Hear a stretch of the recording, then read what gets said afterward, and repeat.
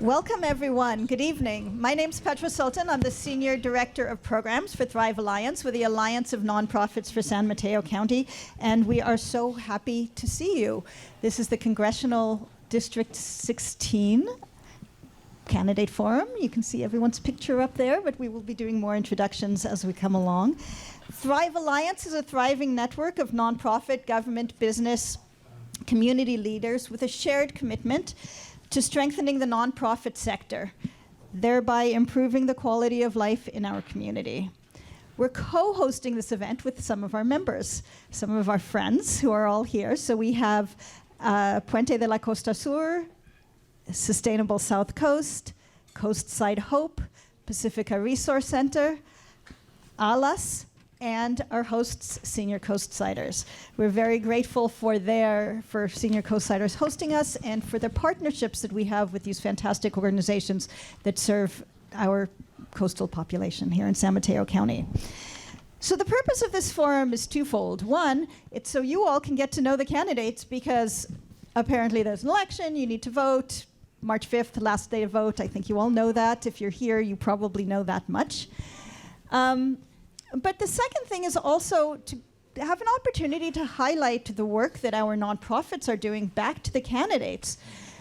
This particular district has 20% of the population is in San Mateo County. The rest is outside of San Mateo County, but we think that 20% is really important. So we want to make sure that the candidates know what's going on in the part of San Mateo County that they will be representing. So that's why we're here, and that's why our partners are participating in this as well. The election ends on March 5th. That's the last day to vote, but anybody can vote starting now. The top two vote getters will move on to the primary elections. A quick explanation as to why these particular people are here, because more people are running for this office. We started with the top fundraisers, because that's the way you're supposed to do it. We invited them. The ones who came, the ones who were available are here, and then we just kept going down until we had 5, because we think that's a reasonable number. So thank you all for coming. The questions, this is because there are 5 people. We want to get a lot of information, so we're going to be asking a lot of questions. We're going to be asking them fast. They'll have 1 minute each to answer questions and for their introduction. And then we're going to have a lightning round, because we think that's fun in the middle, to have a little bit of excitement. So those questions will only have 30 seconds to answer. I am going to have each of the candidates introduce themselves. They have 1 minute, and we did check in with the candidates beforehand to what they wanted to be called, and they all agreed. I don't know if they all requested, but they all agreed that we're going to go with first names. So we'll have Sam start. And the order is randomized by the Secretary of State, so I'm just going to have to call on each of you, and it will be, like I said, random every time. And, one more thing that I didn't tell you, which is the microphone cords are short, so if you want to stand up, you're welcome to, but no pacing. Okay. It's dangerous. Yeah, clearly. Well, welcome. Thank you all for being here. Gracias a todos ustedes por estar. My name is Sam Liccardo. I am the former mayor of the city of San Jose. Me llamo Sam Liccardo. Soy el ex-alcalde de la ciudad de San Jose, and I'm very grateful to be here. I know that I don't need to tell the many nonprofit leaders who are here that you have to fight for underserved communities, because you do it every single day. As mayor of San Jose, I fought every day for underserved communities.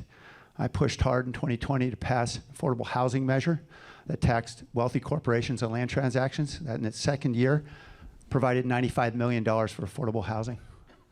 I fought against higher utility rates and formed an organization called Fair California with unions, small businesses, and AARP to fight against rising utility rates. I fought to ensure that in East San Jose, where the majority of our community is Latino, where we would have 200,000 members of our community who could be connected to free broadband as a result of effort that we launched in partnership with our school district. I will fight for you as your representative in Congress. Thank you. Thank you, Sam. Julie? We're not going to applaud between, because then we'll never get through all of our questions. We'd love to have the questions. At the very end, we'll let you applaud a lot.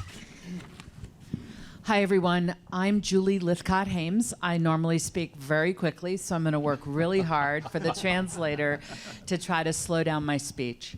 I am a Palo Alto City Council member, where I was elected to be one of those people who was going to get more housing built in Palo Alto, and we are. I want you to know that I am 56 years old. I am Black and biracial. I grew up in the Midwest and the East Coast, and I know what it's like to feel otherized, to be the only one in the community that looks like you or talks like you. And I think that experience as a child developed compassion in me for all humans who find themselves on the margins. And I've tried to use my life to root for people who are the underdog. And I know here you might feel like the underdog because you're in San Mateo County and most of the district is Santa Clara. And even here on Coastside, vis-a-vis the rest of San Mateo, you might feel like the underdog. I don't want you to feel like the underdog, and as you're elected, I'm not going to treat you like the underdog. Thank you. I'm handing you the mic. Ahmed. Hi, my name is Ahmed Mostafa, and I'm running for Congress to ensure that the voices of those who've been silenced and sidelined echo in the halls of Congress. I see you. I understand the issues that have been plaguing us for so long, 92 being closed for almost 9 months, seeing the erosion on our coast, and we must do something about it. We must address climate change. We must have health care for every single person. We must pass Medicare for all. And I have been working my entire life as a people-first person. I've had a people-first career from undergrad when I was a student leader and getting 12,000 students registered to vote in Santa Barbara, turning a red county blue. I have worked tirelessly as a teacher. I've done so working in the public defender's office, representing those who have been indigent. And now I've started a survivors pro bono, which represents survivors of sexual violence and ensures that they see themselves as humans. And that's what I'll always do, make sure that you are heard and are seen as human. Thank you. Thank you. Joe? Hi, I'm County Supervisor Joe Simidian. It's good to be back in Half Moon Bay.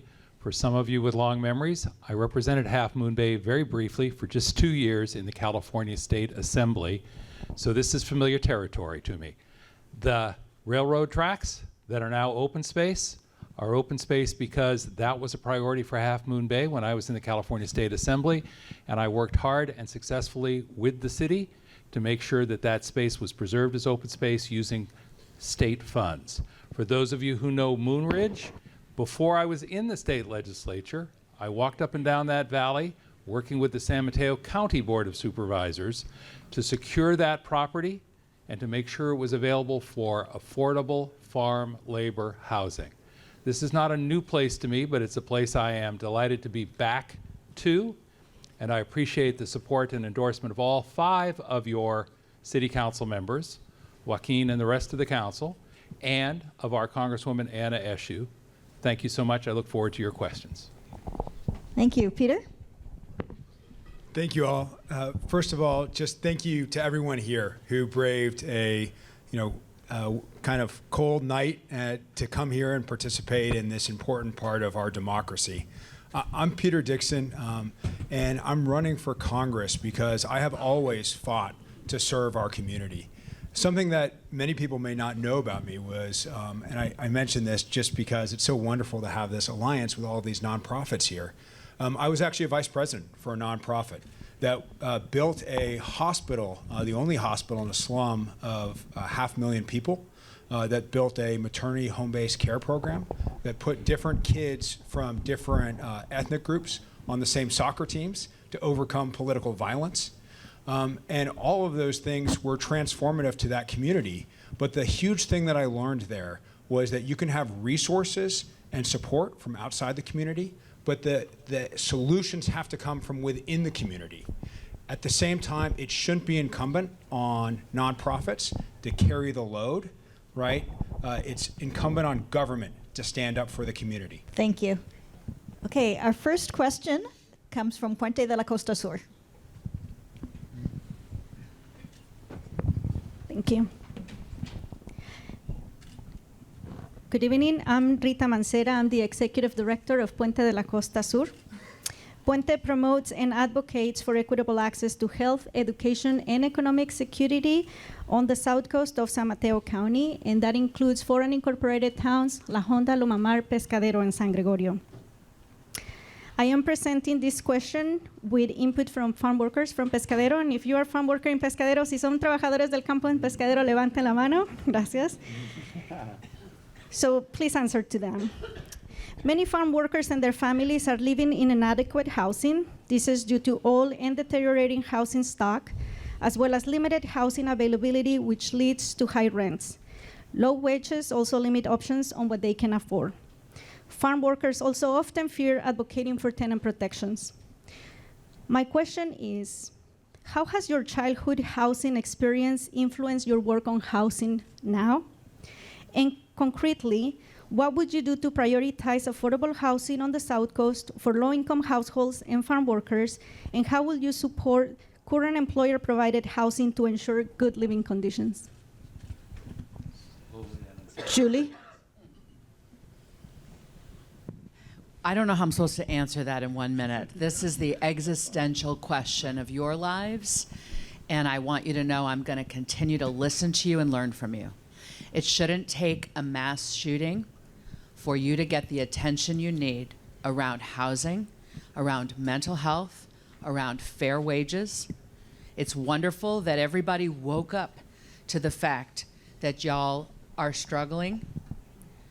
I'm not going to be that representative that walks away after 3 years and thinks it's all been handled. And I speak to you as an African American. After George Floyd was murdered, everybody cared about race and black people. 3-4 years later, they've stopped caring. I know what that feels like. I am going to advocate like heck for you to get more federal dollars for affordable housing. I'm delighted by what San Mateo County is doing. We need more money, period. Your mayor says you need 1,000 units, and there are less than 100 units being built right now. I'm going to advocate for housing. It'll be the first thing I do. Thank you. Ahmed? Yeah, farm workers are the backbone of our agricultural industry, and we must support them in many ways, including housing. But we also must pass the Farm Bill. We must pass the Fairness for Farm Workers Act. We must improve regulations such that OSHA can cover more when it comes to farm worker effects. And we must do so in a manner that prioritizes our farm workers so that they can thrive in the best ways that they can. We also must ensure that there is support for them to report violations, and that comes with supporting things like DACA, DAPA, and passing the DREAM Act. So housing is a facet of that issue that we must solve for, but we must also solve for many other pieces of those issues to ensure that people can report and have the fair housing they deserve. Joe? I'm going to stay seated only because the cord isn't long enough for me to stand. I started my life in a government housing project, in an affordable housing project. I was raised by a single mother for the first 14 years of my life, and we lived in a government housing project called Roosevelt Towers in Massachusetts. I know what that is, I know what that's about, and it has guided me in all of my work on affordable housing since.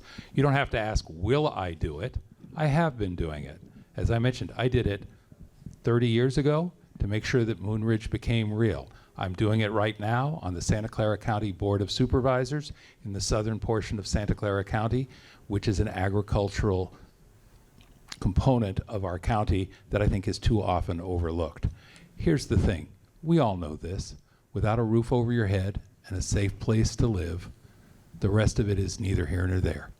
So it's basic, that's where we start, and the work will never be done. I wish I could say it would, but it won't. So let's just keep staying on it and do more and more and more. Thank you. Peter? So I spent the better part of a year living in a shipping container as a Marine in Afghanistan. And that was because that was part of serving my country. You shouldn't have to come here and be pursuing the American dream and have that mean that you're living in a shipping container which is what some of the agricultural workers in this area are facing. It's absolutely unacceptable. The $5 million for 28 housing units was a great start, but that's 28 housing units. How is it going to be decided from the 1,400 people that need this, right? How is it going to be decided who's going to go into those 28 housing units? It's not enough. It's not even close to enough. Sure, there needs to be more, but we're just nibbling around the edges now. There needs to be a heck of a lot more, and I'm going to deliver that for you. Sam? My first year as a member of the San Jose City Council, I led an effort to make San Jose the second largest city in the country with a citywide inclusionary housing mandate requiring developers to build affordable housing in every new project. I continued that leadership, as I mentioned, with regard to Measure E, which is going to generate hundreds of millions of dollars for affordable housing, and negotiating with Google, one of the world's largest companies, to build 4,000 units of housing with its corporate campus. 1,000 of those units must be rent restricted and affordable.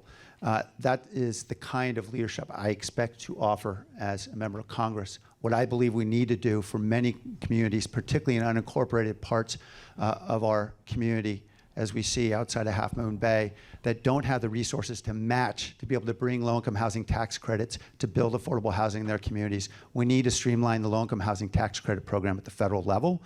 I've proposed how to do that in my book with very specific ideas that will help communities that lack the dollars to match to build housing in their own community. Thank you. The next question is from South Coast Sustainable.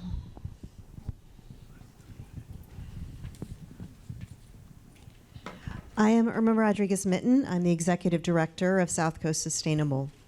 We are a community-based organization working at the intersection of climate resilience, equity, and economic revitalization for the unincorporated areas of Pescadero, Loma Mar, La Honda, and San Gregorio. According to the last census, this area has a total population of less than 5,000 residents, and in the 94060 zip code for Pescadero alone, about 35% of workers are in the agricultural or related industries, and the poverty rate is estimated at over 31%. Yet our needs for good roads, clean water, reliable energy, and diverse economic opportunities are just as vital as they are for the high-density neighborhoods in the urban core of the 16th district. How will you ensure that the budget appropriations you bring to this district are equitably distributed between the urban population centers and our local rural communities?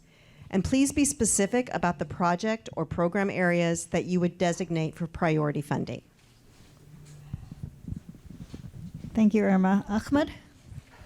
Yeah, we must ensure that when we get funding, that we give those funds to nonprofits in a manner that is transparent, in a manner that is streamlined, and we must fix how we do our earmarks. We must fix that.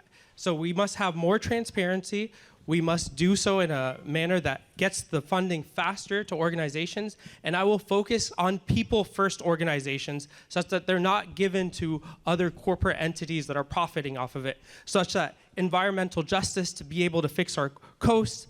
I will also ensure that no person should go to sleep hungry, and also for organizations that are working with our housing communities and working with our healthcare industries and healthcare workers. So we should prioritize human-based issues, and we should also ensure that it is done in a manner where it is transparent and where we can streamline it such that we're not waiting forever on these funds. Thank you. Joe? I didn't have a chance before to mention that these issues are near and dear to me for a couple of reasons. I'm endorsed and supported by the United Farm Workers, alone among the candidates. But I am also endorsed alone among the candidates by the Sierra Club, 350 Bay Area Action, and Clean Water Action on the environmental front. So what I would always look for is, where are the opportunities to use our funds in a way that does more than one good thing at a time? Can we find a way to address the needs of lower income people and address the climate resiliency issues that you mentioned, and find a way to pull other funders into the mix? We can do so much more when we partner with others. That has been my work as a state senator, state assembly member, local mayor, school board president, now as a county supervisor. That's how I will approach the funding priorities. Look for the opportunities where there's not just a win, but a win-win-win, and where we're focusing on things that help lower income communities in particular where the need is greatest. Thank you. Peter? I love this question. I love it because it asked for specifics on how we're going to get the money and specifically what we're going to do with the money. I'll tell you this, I've only been a politician for a month, but anytime a politician is telling you aspirationally what they want to do and they're not telling you how they're going to pay for it, they're implicitly lying to you, right? And, I think we all know that. So where's the money going to come from? The money is going to come from where the majority of the flexible taxpayer dollar is. It's in the defense spend. I know how to get that money. Where is it going to go? It's going to stay within the Pentagon spending, and it's going to go into the Army Corps of Engineers, which can focus on how to make sure that we don't continue to suffer disastrous effects along the coastline here because of climate change. When we talk about wildfires, burning the roots, causing mudslides, what's happening on the coast right now, this is going to devastate the community. It is devastating the community, and we need federal resources to deal with it. Those are the federal resources, and that's how we get them for this area. Sam? You respond to the question about how will we ensure dollars get to underserved communities. I think what's important for us to do as members of Congress is to listen to the nonprofit organizations that are serving those communities directly. Puente, ALAS, and many other organizations are here in the room. We need to hear them directly, and we need to hear from their members and the people they serve directly. That is critical, and I learned that lesson very clearly as a mayor, that we don't, when I was serving a city of 1 million people, it's impossible to be everywhere, but you try to listen directly to people, and then you listen to the organizations that are serving them most directly. I would prioritize housing, particularly in South Coastside, where we critically need it. I would also prioritize funding for the dredging of the harbor, because a lot of folks in the fishing industry are struggling mightily right now, and they need to have a harbor that's working. And moving that sand to Surfers Beach will be critical to protecting Highway 1, because if Highway 1 shuts down, this community is going to face an economic catastrophe. We've got to keep Highway 1 open, and we've got to get the sand dredged over there. Thank you. Julie? For me, most of the issues come back to housing. When we don't have a safe and secure shelter we can count on, it really makes the rest of life very difficult to lead. And I think when it comes to your coastal resilience, climate resilience here on the coast, it is going to be essential that as a community, you come to some kinds of agreement about how to protect the community from the rising sea and the floodwater.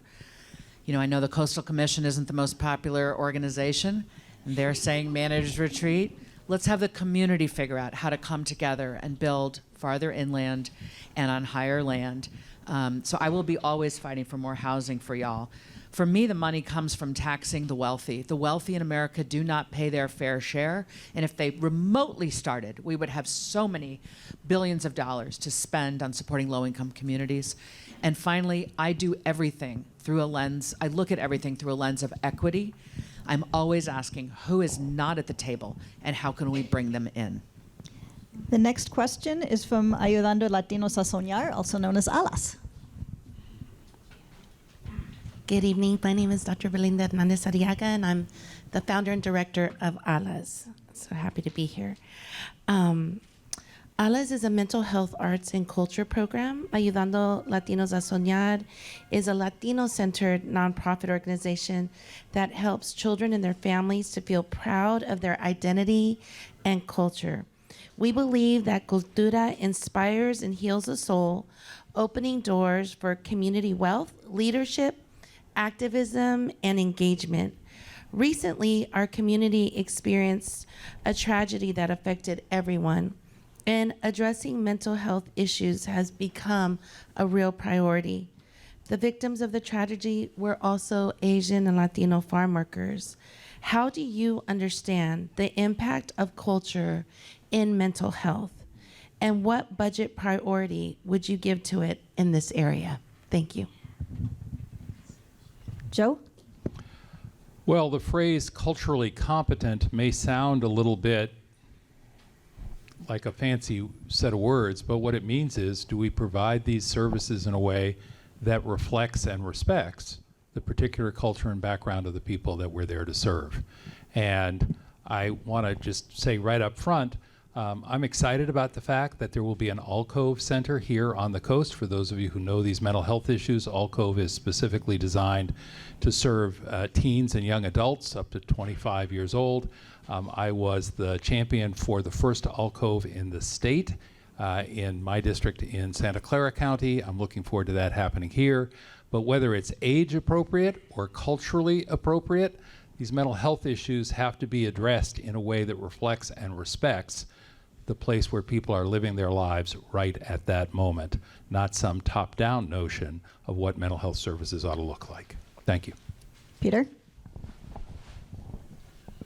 I want to just talk to some of the folks, I think, in this room who have been affected by the gun violence that occurred and the gun violence that is still occurring in the community. I know there was a shooting more recently. There was a shooting before the tragedy that occurred. So I'm a veteran, and our generation of veterans knows what it's like to bear the physical and the mental wounds of war and gun violence. We've seen it firsthand. We've experienced it firsthand. And to a certain extent, though, we signed up for that. We knew what we were getting into. You shouldn't come here fighting for a better life, for the American dream, and have to suffer that same thing. On Capitol Hill, I've worked with a nonprofit group that I co-founded, and one of the things that I'm most proud of is our success in helping to get a bipartisan gun reform bill through. We also expanded, for the first time in its history, the Uniform Public Health Corps. I do it the way that I've been doing it. Thank you. Sam? I think it's critical, however the funding comes from Congress, and obviously we need much more funding, particularly for mental health, to get to all the many members of our community who critically need it, that it should be delivered primarily through community-based organizations that understand the community, that can deliver the care in appropriate language and in a culturally sensitive context. In the city of San Jose, we experienced 2 mass shootings. I went to many memorials, spoke at many memorials, and then I decided to do something about it. And we passed the boldest gun violence prevention measure in the country.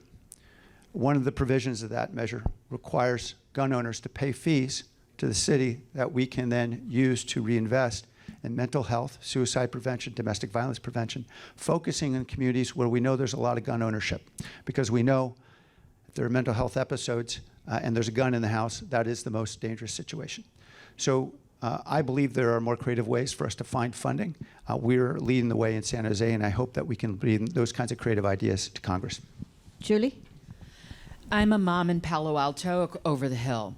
And I don't know if you know that our community has struggled significantly with very poor youth mental health, which is not to say that the mental health struggles of a Palo Alto teenager are similar to the mental health struggles of a teenager or adult here, but simply to say that I am deeply steeped in the epidemic of poor mental health in our community writ large. I want you to know that we need to first destigmatize it. In many of our communities, it's not okay to seek help.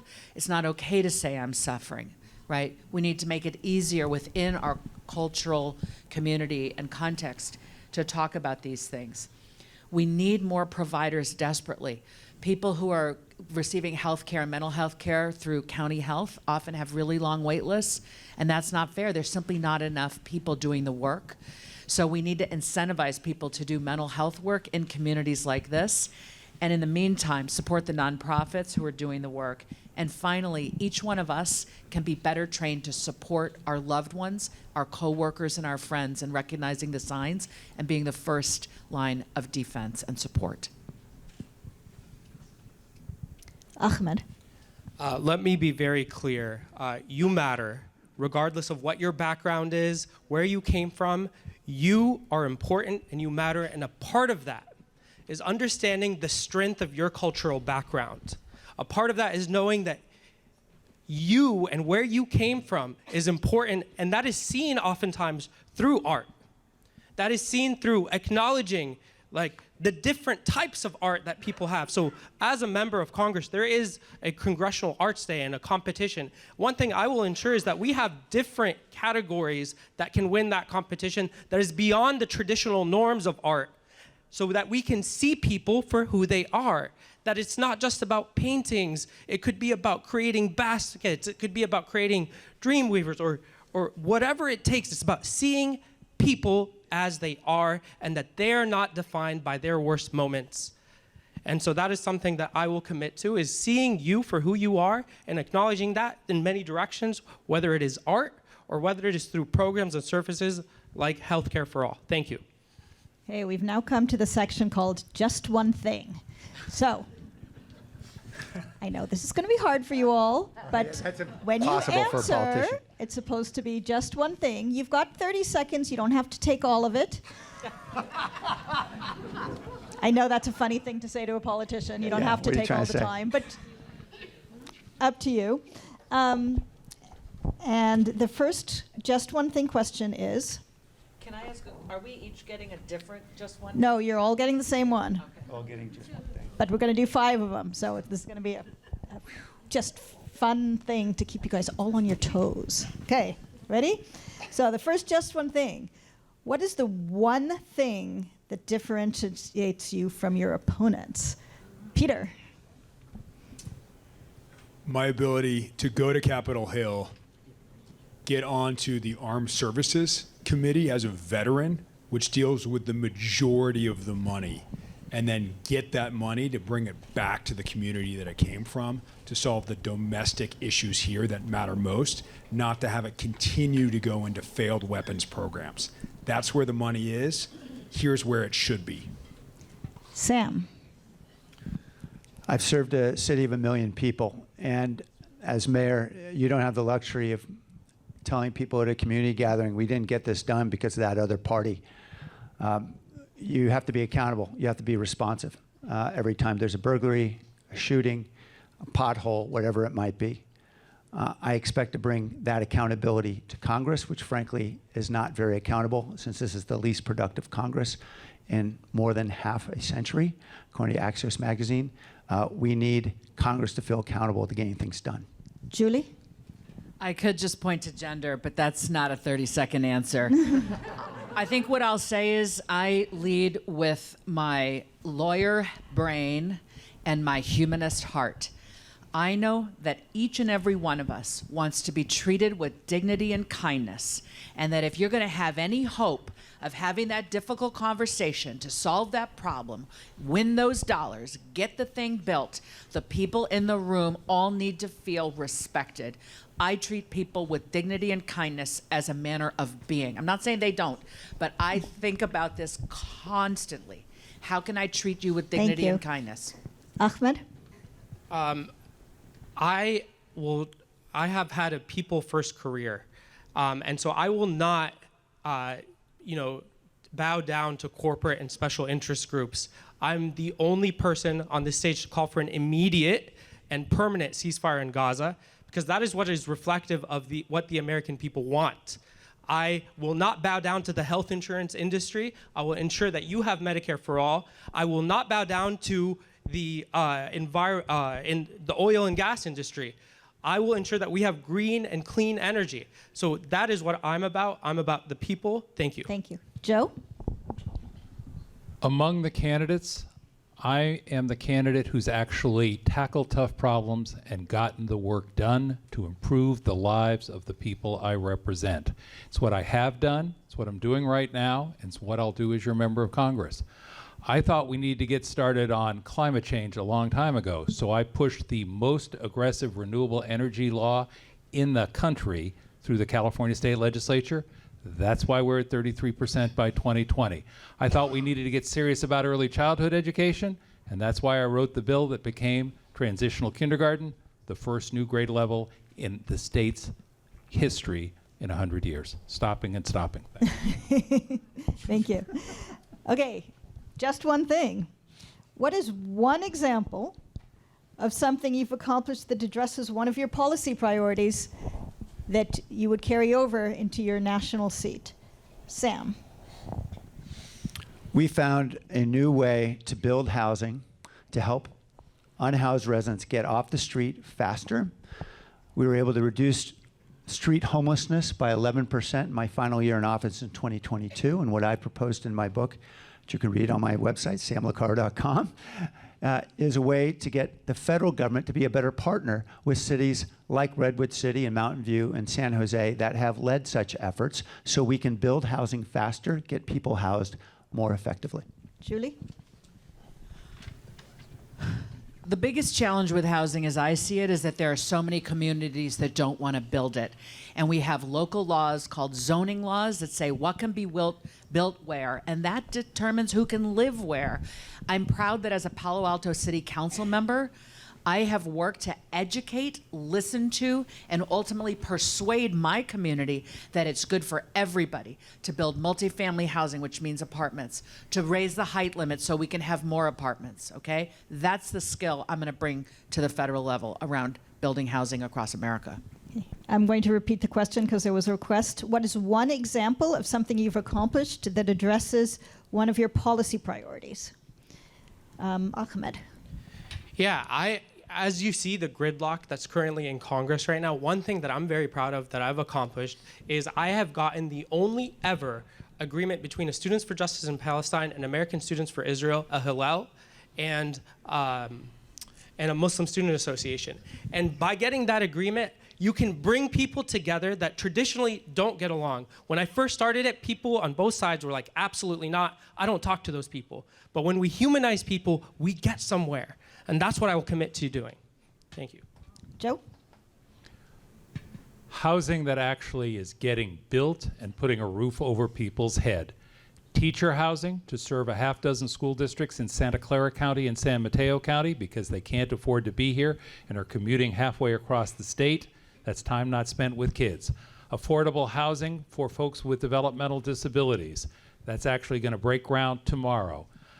5,000 plus units with our Measure A fund in Santa Clara County that the voters approved at the suggestion of our Board of Supervisors. More, and more, but stop. Peter? So it was mentioned here that Congress right now is historically unproductive. And that's true. But during the last 3 congressional cycles, the nonprofit that I co-founded has worked across both sides on Capitol Hill to pass more than 150 pieces of legislation. So when folks talk about the inability to get things done, myself and folks I've worked with have gotten things done, including, as I mentioned, increasing the size of the Uniform Public Health Corps and that ability to serve to deal with things like immigration trauma and other mental health crises is drastically important for this community. Thank you. Okay. What is the one fun thing that you're looking forward to when you move to Washington, D.C.? Julie. I grew up, my father was Assistant Surgeon General of the United States under President Carter. He was head of public health under President Carter. So as a little girl, aged 9 through 13, I lived in Northern Virginia. I love Washington. Nothing can be taller than the Capitol, so everything is low, and you don't feel intimidated by that city. I love the monuments. I love the museums. I love the fact that people from all walks of life come to Washington, D.C. I love people, and I love being among them. Ahmed. This is really cheesy, but my dream is to kind of create change and to give people hope.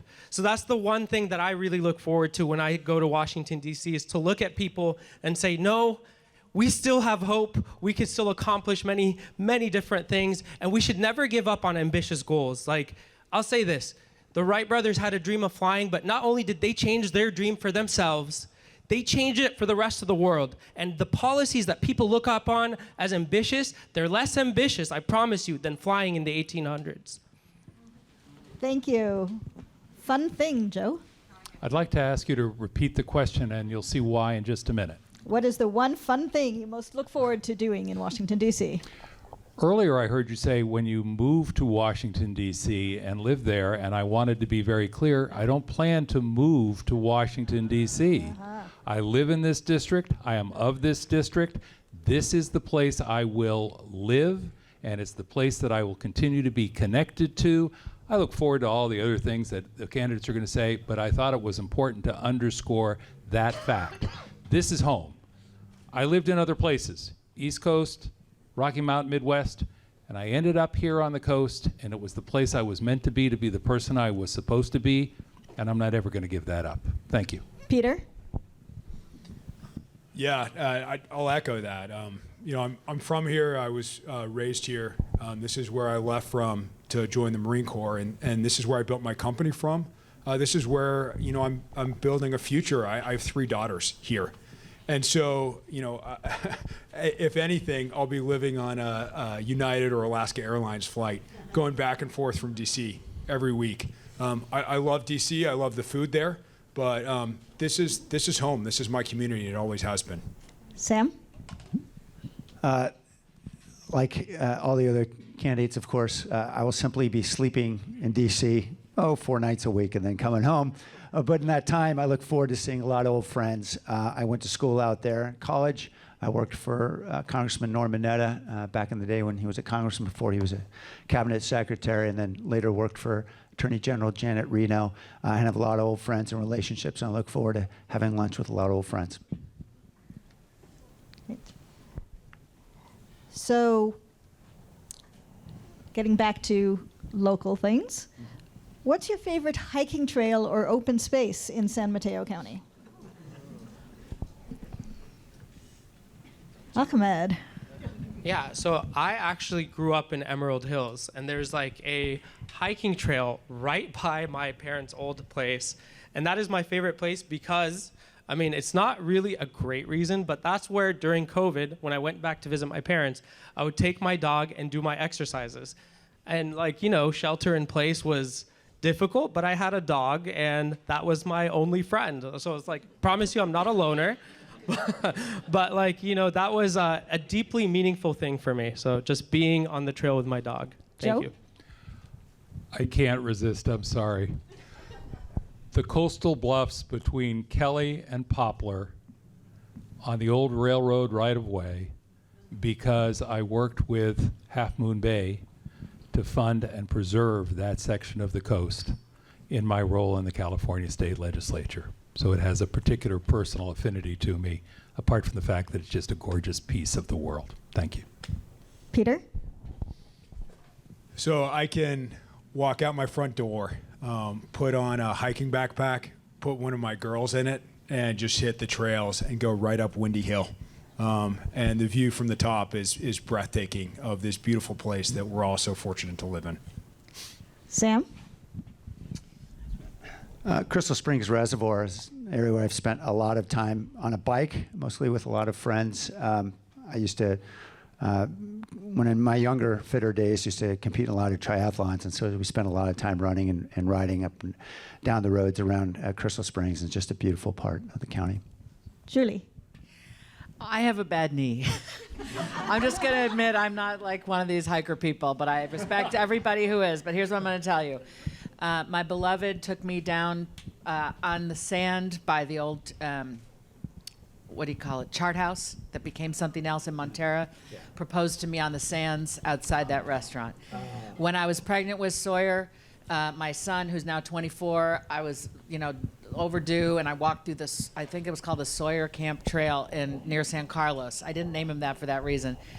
And then for Mother's Day, we would go to Pomponio and San Gregorio, and I would pray that other people's toddlers would not ruin my sandcastles on the one day of the year when I was able to play in the sand. Okay, last just one thing question. What is your number one top climate change priority? In 30 seconds. Right. In 30 seconds, we just want, what are you thinking? What's at the top of your mind? Joe? Expand the use of renewable energy, which will require us to improve the grid so we can move the energy from where it is to where it's needed. It will also require us to get serious about storage so that we aren't at the whims of the ebb and flow. We need to be able to hang on to the energy and then use it when we need it. Renewable energy, it's always going to be there. The price is going to go down over time. Fossil fuels, apart from their impact on the climate, limited resource, the price is going to keep going up over time. Peter?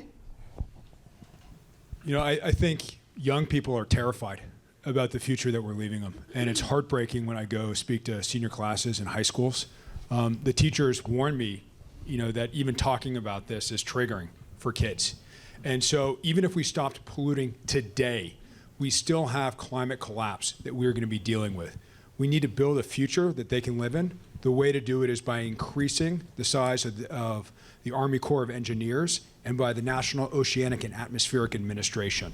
That's our climate force. It can't be 6,000 people. It needs to be 10 or 100 times that size. Sam? I propose, read about this on my website, an idea where we can engage more people in the green dividend to be able to reduce their utility costs, to be able to go green, and very importantly, particularly after these storms, make homes and apartment buildings more resilient to power losses. The way is to do that is with federally backed financing that can enable more apartment owners and homeowners to be able to invest in putting a battery in the garage, putting solar panels on the roof, being able to make us more independent, resilient from a grid that is very rickety. Julie? In order to protect us from the climate change that's coming and stave off worse change, we need behavior change at the level of every human being around our transportation choices, our food choices, and the ways in which we heat our homes and our water. We need something like a Rosie the Riveter from World War II, where everyone gets on board to move us all in the right direction. We need a really groundbreaking public relations campaign that everybody decides they want to be a part of to save humanity. And I think we can do that. Ahmed? As everybody here knows, climate change is not a problem of 2040 or 2030. It's a problem of today. And we're seeing the effects now. And the people who know how to fix these problems are the people who live in our communities. So the first thing that I would do is co-sponsor and pass Cori Bush's Green New Deal for Cities, which gives our local communities the infrastructure and funding that they need to rebuild our communities. Because you all know better than anyone else how to solve the problems of climate change here in this part of the district. Thank you. So the reason we did the 30-second questions is because now we're going back to the 1-minute questions, and 1 minute's going to feel like a really long time. Okay, our next question's from Coastside Hope, and you'll have a minute to answer. Thank you. Good evening, everyone. Thank you for being here. My name is Judith Guerrero, and I'm the Executive Director of Coastside Hope, one of the core agencies in San Mateo County. Coastside Hope is best known for providing necessities such as food, clothing, rental, and immigration assistance to our neighbors. We are the designated San Mateo County core agency providing community assistance to the mid-coast, which is Half Moon Bay, and 3 unincorporated areas that are El Granada, Moss Beach, and Montera. We start with necessities, then continue to help our clients throughout their journeys to self-sufficiency and financial stability. Our strength is our ability to connect and collaborate with our community, our neighbors, our contributors, local businesses, community agencies, and government entities. In the last fiscal year, we provided safety net services for 3,788 individuals and 1,467 households. Neighbors helping neighbors is how we build a strong community where we prosper together. My question today is, contrary to the public perception, undocumented immigrants do contribute financially to federal programs, yet they are not eligible for them. For instance, they pay into unemployment and Social Security retirement, but do not receive the benefits. Additionally, when there was economic relief during COVID, the undocumented population was not eligible. And thanks to philanthropy and agencies like mine, we were able to step up to support this population. These community members are an important part of our economic and social fabric that create thriving communities in San Mateo County, in California, and across America. How will you ensure that undocumented immigrants are not left behind during natural disasters and economic crises? Thank you. Peter? I'll just say most of all, I think when you hear immigration talked about in this country, it is heartbreaking when you hear about it talked about our weakness as a country, it's absolutely our strength. I think about folks that I served alongside with in Afghanistan who came to this country, got their green cards or their citizenship, believed so much in the American dream that they volunteered in the Marine Corps and went overseas to fight for that dream, and some of them didn't come home. So that understanding, right, that this is our strength should guide our actions right now. And we need credible pathways to immigration reform here. This is never going to be solved with walls and guns. This has to be credible in how we deal fairly with the folks who are here and the folks who want to be able to come here to pursue the American dream. Sam? We critically need immigration reform that's comprehensive, and that's why I spent dozens of hours on Capitol Hill back in 2013 to fight to try to provide a pathway for 12 billion of our neighbors to become citizens in this country. I know we failed on that year, but I will continue to take up that fight in every year I'm in Congress. I will continue to fight particularly for dreamers. We sued the Trump administration when I was mayor of the city of San Jose over that issue. What is clear that in terms of the vulnerability of the community, particularly undocumented communities, we critically need to do more to ensure that we are reaching out in many languages to ensure folks know how to get to emergency help. We need to ensure that we are doing more for an infrastructure in areas where we know undocumented residents live, and we do know certainly where there are large concentrations, whether they're farm workers or people in my own city where we have perhaps 80 or 90,000 undocumented residents. We need to do more to support basic infrastructure to protect their lives. Julie? I hate that we have boundaries and nations and laws and things that separate us from each other and make some of us seem like we belong and we matter more, and others of us feel that we are somehow left on this dustbin, left on the edges of society. It hurts my heart. I know it hurts yours too. As a matter of humanitarian interests, I would like to see a bill that says citizenship status is irrelevant in a national disaster and no agency is allowed to turn data over to ICE.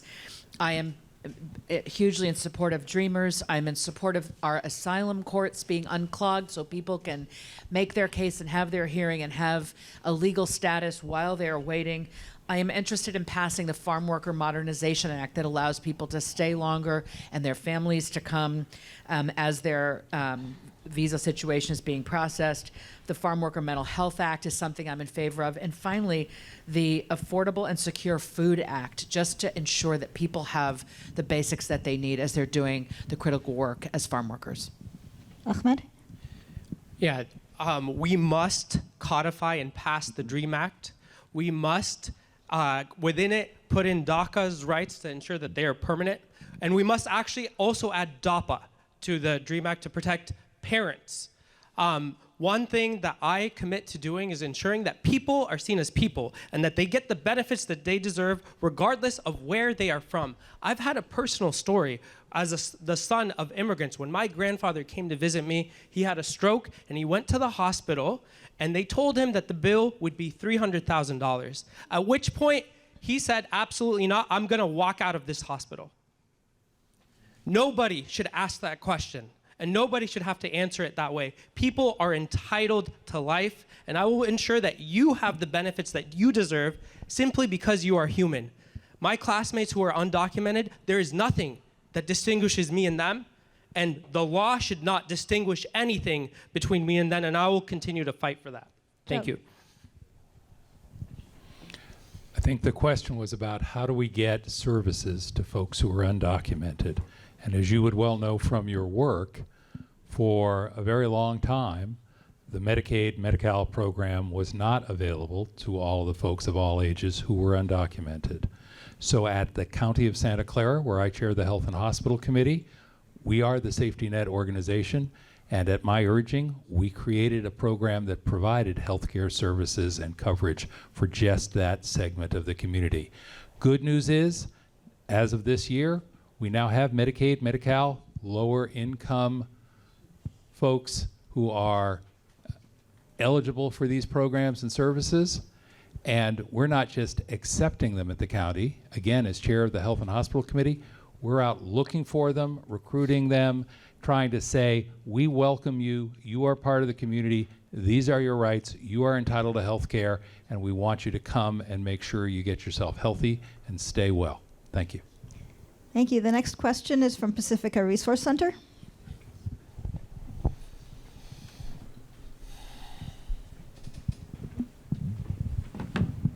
Hello, and thank you so much for being here. My name is Anita Reese. I'm the Executive Director of the Pacifica Resource Center. PRC supports the resilience and well-being of families and individuals in Pacifica and along the San Mateo County coast so that every person in our community has the opportunity to thrive. We are one of 7 core agencies of San Mateo County, along with Coastside Hope and Puente, providing groceries to residents to feed their families, emergency financial assistance for rent, mortgage, and utilities to help them stay housed, access to homeless services if they're living outside or in places not meant for habitation, and other critical family needs to support them. And through our Unhoused on the Coast outreach, we conduct street outreach to unhoused individuals and families in Pacifica and along the coast through Pescadero, connecting them to homeless services and intensive case management to help them return to housing. So given the high cost of living in San Mateo County, nearly 1 in 8 Pacifica families get support from PRC. What do you plan to do as a congressperson to ensure that more resources are available to families struggling on the San Mateo County coast? Sam?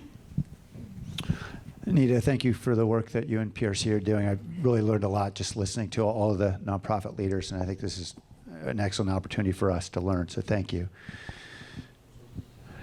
The bottom line is you have to fight. I think it's important for us as members to prioritize the needs of the most underserved members of our community. And then you have to fight for dollars. And I have a lot of experience doing that at the city of San Jose. In addition to the many things I mentioned, I also fought to ensure that we could get after-school programming and summer school learning in the 17 poorest neighborhoods in my city. And I dedicated the dollars and we cut where we had to cut in order to support those services. We needed to make sure that libraries are open 7 days a week in the poorest neighborhoods in my city because we didn't have enough money to keep them open elsewhere. And so we cut and we focused the dollars where we knew they were needed the most, where kids had the least opportunities at home or elsewhere in the community. We needed to have libraries that were open. We had to invest in all the ways we could, but that required the willingness to cut in other areas. That's what I'm willing to do. Julie? First of all, the federal government is responsible for creating the population we call homeless. It was Ronald Reagan in the 1980s that shut mental health facilities that were federally funded and federally funded housing and created this permanent underclass. The federal government created this problem, and the federal government should be held accountable to solve it and put way more of the federal budget toward ending homelessness. What they can do for us here, we can bring money back here to build extremely low-income housing. Okay, we can also have more Section 8 vouchers for families so that they can afford the housing that is available. I'm also interested in something called universal basic income. Universal basic income has been tested in a lot of places around the country. You give people a small amount of money, $350 a month, relatively small, some would say, $500. They don't spend it on booze and drugs. They spend it on better clothes to get a better job or dental work so they feel more confident in their smile. Everybody needs a little bit more in their pocket, particularly if your wages are being, if you're being underpaid and your employer is not adhering to minimum wage. Universal basic income is something that I'm definitely going to be exploring. Ahmed? Yeah, housing is a human right, and we must act and behave like it. And like I said earlier, we must pass. This is an intersectional issue, and we must look at it in terms of seeing how this issue affects different parts of our community. So one thing that I will commit to doing is ensuring that we pass the violence, that we make the provisions of the Violence Against Women Act permanent with regard to women who are going from women's shelter to women's shelter seeking housing. We must also expand access in public lands to ensure that there's more homes that are being built and there's more of a supply of housing with green transportation into the cities. People in this district, regardless of where they're working, are commuting hours upon hours upon hours, sometimes just to work a basic job. And that is inexcusable. So we can fix this issue on multiple levels, and we must look at it from an intersectional lens. Thank you. Joe? Well, in a better world, and I'm not sure we live, work, or legislate in that better world, the federal formulas that govern the resources would acknowledge the higher cost of living here in San Mateo County, but they don't. So the starting point is for any one of us, all of us, your next member of Congress, to be advocates for reflecting the higher cost of living when these formulas are determined. That said, that's going to be a hard sell in Congress. So in the meantime, we need to do as much as we can at the state and county levels. I did this as a California state senator, adjusted the cost for a cost of living basis, the eligibility requirements for certain federal programs where we could set the limits differently here in the state of California and in San Mateo County in specific to reflect the higher cost of living. If we could do more of that at the federal level, it would help us across the board, but a very tough sell, and I want to be honest about that. Peter? So I served in the Obama administration at the State Department, and I worked in Mexico, I worked in Africa, I worked in the Middle East, and I've seen places where you have slums. I've worked in slums next to golf courses and multi-million-dollar mansions. The disparity in living standards here on the coast is as bad as anywhere I've seen around the world. We need to do better. Now, this always comes down to where is the money coming from, right? I will tell you that the Joint Strike Fighter cost more than the Iraq War. The number of failed weapons programs that we are continuing to churn out, which is the majority of what any of us would be responsible for. It is the majority of the discretionary federal spend, right? Those things need to be canceled. That money needs to be brought home, and it needs to be invested in housing, education, and healthcare here in the district. The next question is from Senior Coastsiders, our hosts.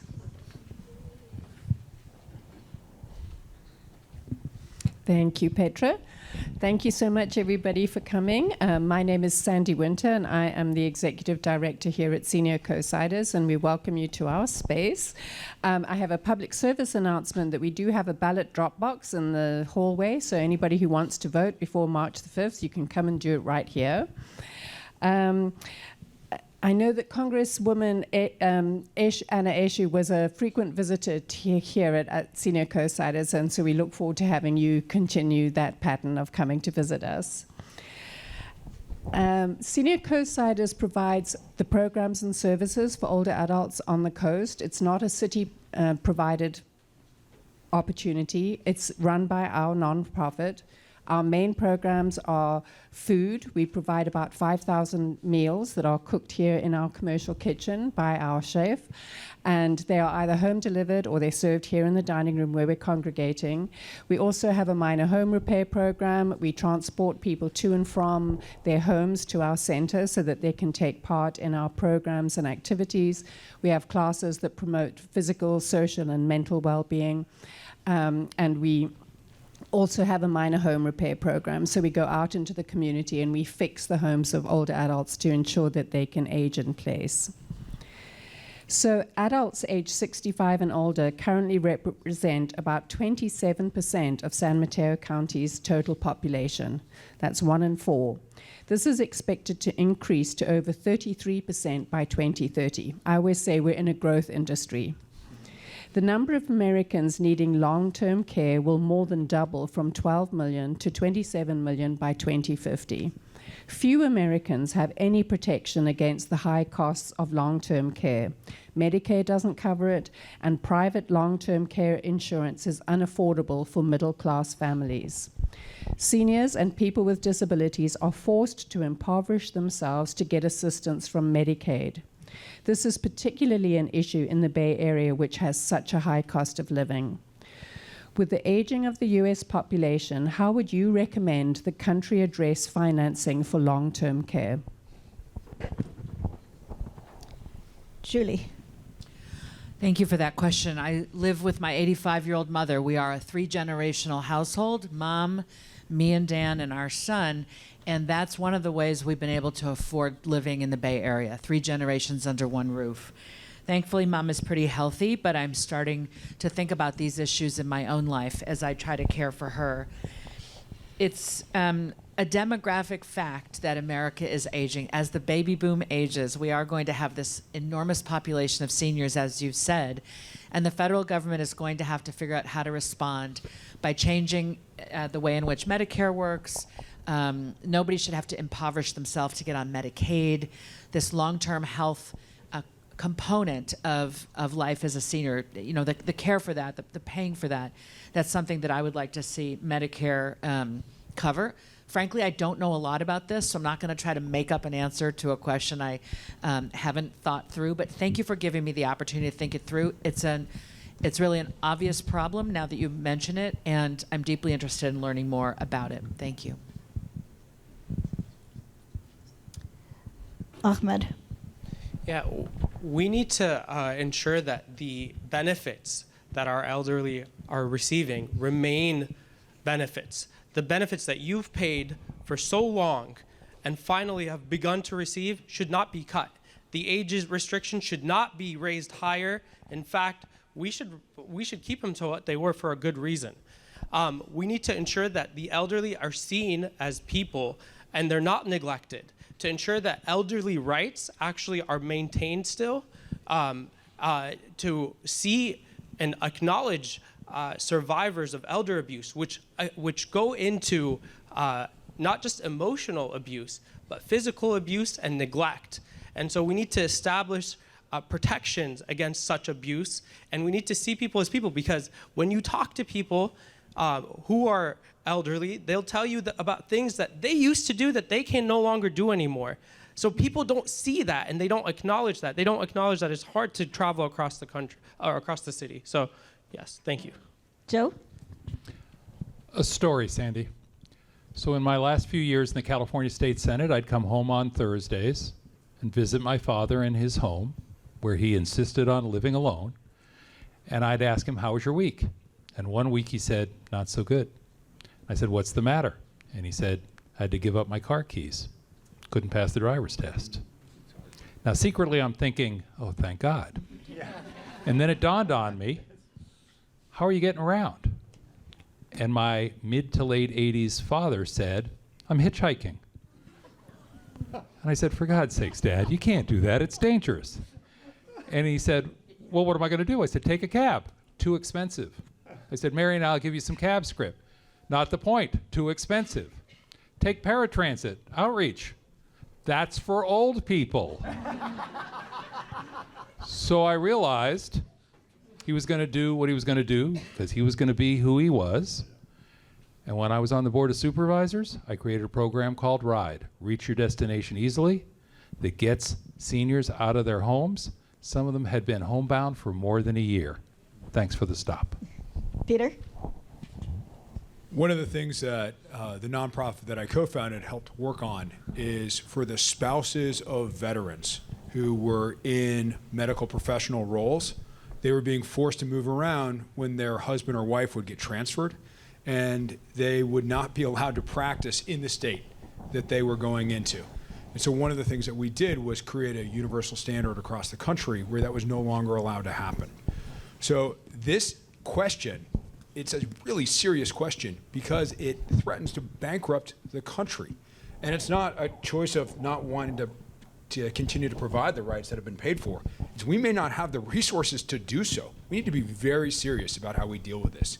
And the biggest answer is we need to increase the number of medical providers. Now, there are two primary ways to do that. And what I did was a small way. The two big ways are, first of all, immigration, and allowing when people immigrate here and they're trained to continue to be able to practice with the skills that they have. And second of all, as a form of national service, allow people in the Uniform Public Health Corps to be able to serve. That's how you drive down the cost of medical care, and that's what we have to do. Sam? I just realized that Joe and I have the same father. We're This is actually going to related. come as news to somebody. Yeah. way too. You know, Social Security and Medicare has survived politically for so long because more or less all of us pay into it and all of us are eligible, or most of us are eligible to receive it. Obviously, expanding benefit to ensure we actually can pay for what we know is coming is going to require all of us to pay.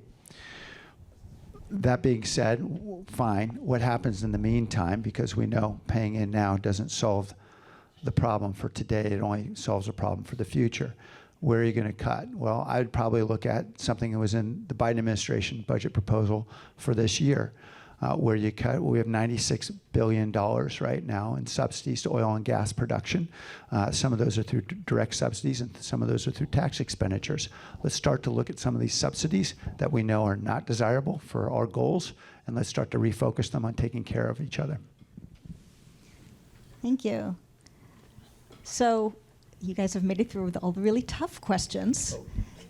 We still have a couple more lightning round ones, and these are just more fun ones to get the audience to be able to know you all a little bit better. So 4 more questions, and then that's it. I mean, I don't need my notebook. So you can put, I'm pretty sure you can put your notebook away for this one.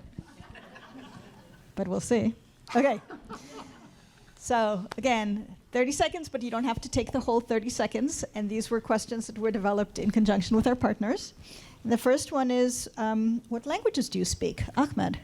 I speak Arabic, and I am very bad at French. Yeah, so that's the quick answer. A few of French tourists got really excited because my accent is so strong, but they got very disappointed very fast. I'll say that. So, yeah. Joe? I speak what I would call survival Spanish, which is just enough to communicate and to give me some empathy. Despacio, despacio, por favor, despacio. To give me some empathy for folks who are trying to make themselves understood in a language that is not their first language. And I, too, have very, very bad high school French, which 2.5 years of high school French does not seem to have served me particularly well. I'll just let it go with that. Peter? I've mostly forgotten my Spanish, Arabic, and Swahili. Sam? Yo hablo español como un gringo. And my wife routinely reminds me of that because she's a much better Spanish speaker. So that's what you get for marrying a wise Latina. Julie? Lo siento, no hablo mucho español. En el pandemic, aprendo español con Duolingo. Y gracias para me ayudan esta noche. Gracias. Okay, we have 2 self-serving questions coming up because we're hosting this, so we can ask. How are you going to guarantee that you're not going to forget about this part of San Mateo when you are in national office? Joe? I hope you will remember the fact that I didn't forget this part of San Mateo County when I was in state office. That's why the bluffs are there. I hope you will recall that I didn't forget this part of San Mateo County when I laid the groundwork for the 160 units of affordable housing at Moonridge.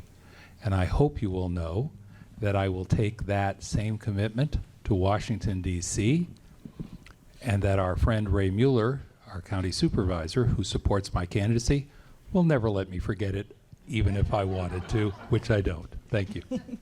Peter? I think there's real fear from the community in that. You look at the task force that was established after the shooting that's visiting each of the farms right now to look at the housing conditions there. And that feels like the 15 minutes in the political sun here. How is that going to continue to take place, right? To make sure that those issues are addressed in the long term, because they didn't happen overnight. They're not going to be fixed overnight. So I will give you a solemn promise that if and when elected to the seat, I will never forget about this community. I will always show up here and fight for these issues. Sam? I think it's imperative to have an office on Coastside. That's critical, to have retail level of service for people who critically need a connection, and I think this is a community that deserves that. And my wife is going to make sure I do not forget, but she loves Half Moon Bay, and she drags me over here whenever she can, which I also very much enjoy. Julie? This coast is in my heart. I came here from the Midwest and fell in love at age 17 with Northern California, and this part of Northern California in particular. You're not going to have to drag me here. I feel more like myself here, where the sand meets the sea with these amazing cliffs. I don't want to romanticize it too much. It is a beautiful place. I will not be a tourist here. I will be your representative. I will meet you where you are. I will come to you and I will listen. You can count on it. Ahmed? Yeah, I will not forget about you. For me, like, it's not about the geography. It's about you, the people, no matter where you are, if I am serving you, and beyond that, even if I'm not serving you, I care about you, your stories, and that has been reflected in my career. I've always looked out for people's interests, especially those who are most vulnerable. I will go and meet you wherever you want to be met. It doesn't have to be on a beautiful coast. It could be anywhere inland. I care about the people because people deserve to live and to feel like they deserve to live. Thank you. So the next question is about Thrive and our 6 partners. You have now met all of us. Would you commit to meeting with us regularly if you're elected? This should be an easy question. Really, really easy, unless you're not scared of us. Peter? You know, I think maybe I'll end the way I started.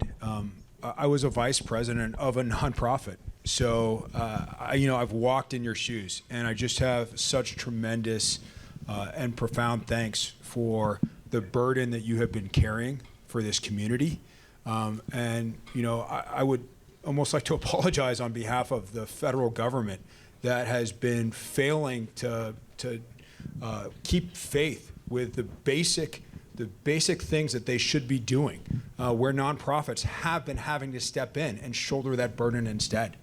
And so I will meet with you because when I go to DC, I will be fighting to make sure that you are no longer shouldering that burden alone, and we'll be talking practically about how to get that done. Sam? The answer is yes, absolutely. Thank you. Julie? Community is our strongest defense. When all the stuff happens, whether it's a natural disaster or a pandemic or violence, community is not just our strongest defense, it is our strength. Your community is resilient and strong. Doesn't mean the federal government doesn't need to step in, they do. The feds need to step in, the state needs to do more, the county needs to do more, Half Moon Bay needs to do more. But at the end of the day, I commit to being in relationship with you, to being in community with you, to be somebody you can count on, to join you, to keep this community strong. Ahmed?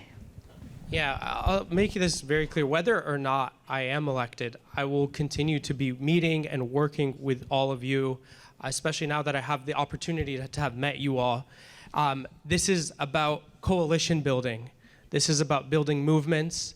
It's about seeing each other as people. And so, especially if I'm elected, but whether or not I am elected, hold me accountable, and I will commit to meeting with all of you, to coalition build, to make the change that we all deserve. Joe? Short answer, yes. Longer answer, I have been a recipient of services from the nonprofit community. I have been an employee in the nonprofit world. I have been a board member in the nonprofit world. But to get back to your question, when I was a newly elected county supervisor, I appointed one person in my office to be the dedicated nonprofit liaison, because everybody had a liaison to the business community and a liaison to the labor community, but nobody had a liaison to the nonprofit community. And I thought, you are essential, and that's real, that's tangible, it's what I've done and will do. Okay. The last question before the closing statements. will be a little bit of a party. So the question is, what is your favorite event on the coast? What do you like to come here to do? Sam. Okay, I'm just going to take the easy one. I love the Pumpkin Festival. It's a great time. I'm sorry. I know it's disappointing. I'm sorry. Because you guys hate all of us coming over here, creating all the traffic. But I'm not a good enough surfer to be able to stand up on a surfboard at Maverick. So I'm just going with, sorry. Julie? There's a hay maze. It was Arata's, I think, hay maze. And I just thought that thing was so clever. And when our kids were we're old enough to kind of be left alone in a hay maze. That's what I realize it's part of the pumpkin thing, but it was sort of off the beaten track. You had to come down a ways to get to it. And I just love the creativity and the cleverness and how much you can do with hay. Ahmed. I see Safa Asadeni in the audience, and the most beautiful thing that I think that I see on the coast is love. Whether it's Julie getting proposed to or attending Safat's son's wedding, there is so much love in this community. So much love actually is chosen to happen here, and it's just everywhere. And so I truly love this, whether it's like even seeing people horseback ride for the first time on the beach, like and try to hold hands and then fall off. I think that is the most beautiful part of the coast. Thank you. Joe? I have a slightly different take. It's not about the events, it's about the community. So I am candidly less likely to come to one of the events and more likely to just make my way over the hill and enjoy the community. So thank you for sharing it in that way.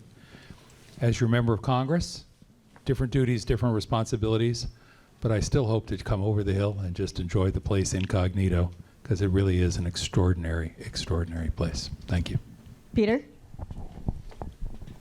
My wife and I love bringing our girls here around Christmas time and building wreaths at some of the farms to decorate our home. And it's just a phenomenal way to engage. The whole community shows up and is building those together, and it's just a phenomenal way to be part of this beautiful place. And so thank you so much for having us here tonight. If you want to find more about me, and I'll let everybody else say their website, but I'm Dixon for Congress.com. We're still doing a closing statement. Oh, jeez. Okay, thank you. He was afraid we weren't getting to a closing Woo! statement. That was just the last question. After this, you can say whatever you want. You guys have been an amazing audience to sit here all of this time. right. You have 1 minute closing statements. You can tell us all of your websites during that time.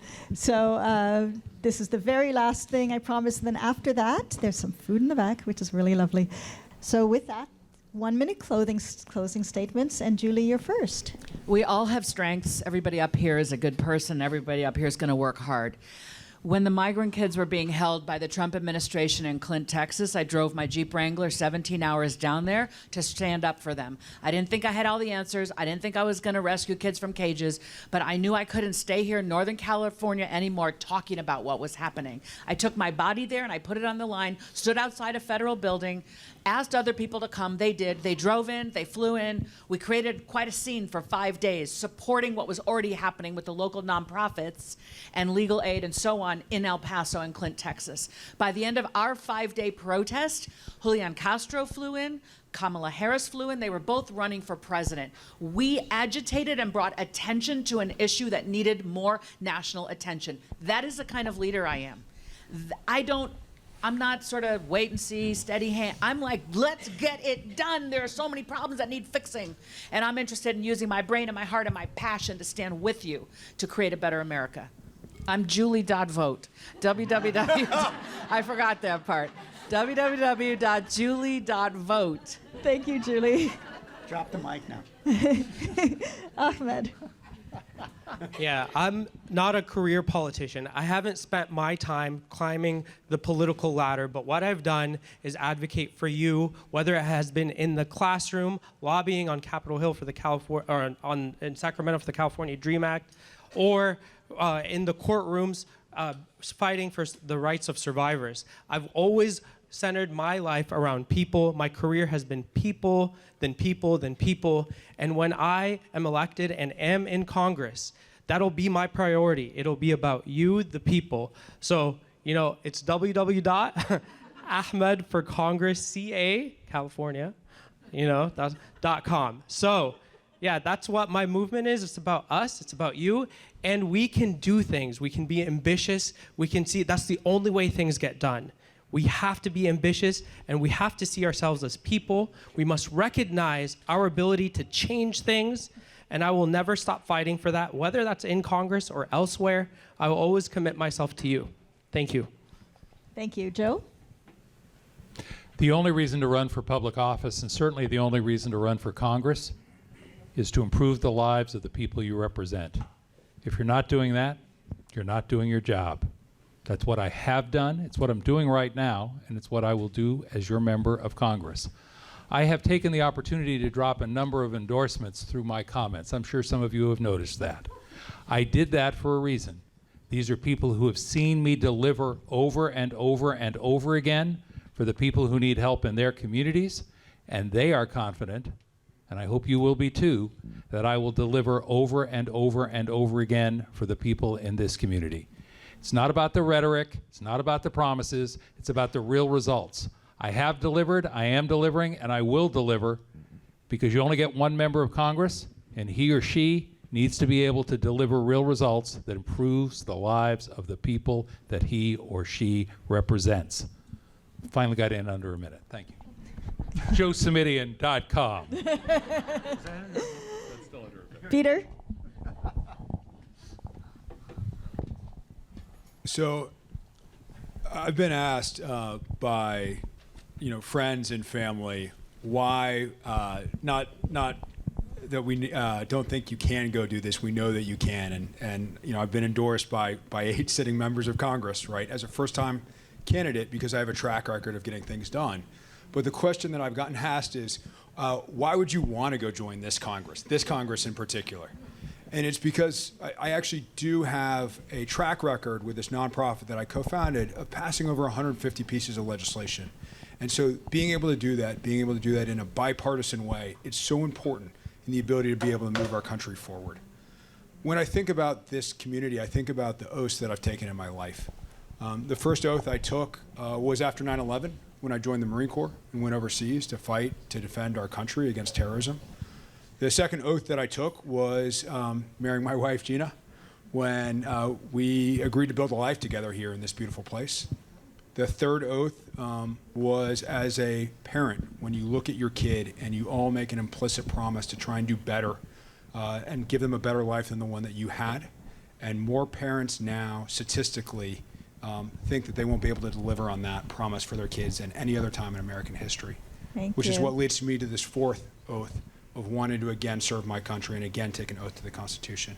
It's been a wonderful crowd. I don't need to say my website again because I already said it. Thank you all. Sam? Okay, thank you. Thank you, each one of you, for being here. I know democracy is under siege in our country, but you are clearly signs that Coastside democracy is alive and well. So thank you, and thank you to all of the organizations, the 6 organizations that have convened us, and for everything you're doing every day to serve so many members of our community, particularly those who are very underserved. There's no question, as I say the word underserved, there are many things to talk about in this community about what we need to do, what we need to fight for, around high housing costs, high utility costs, immigration rights. Talked about reproductive rights, but we've got to fight for those too. We've got a lot to fight for. I've got a track record of fighting. A few years ago, a fellow by the name of Chop Keenan sued the city of Half Moon Bay and made it bankrupt as a result. Chop Keenan brought his band to San Jose, along with a billionaire landowner, and he tried to get something passed in our city, and we fought him at the ballot box. They outspent us 7-1, and we beat him by 30 points in the polls. Just as we beat them, we will beat others who are trying to take away your rights and are trying to deprive you of the resources you deserve. I'll fight for you. Thank you. Okay, now that really was the end.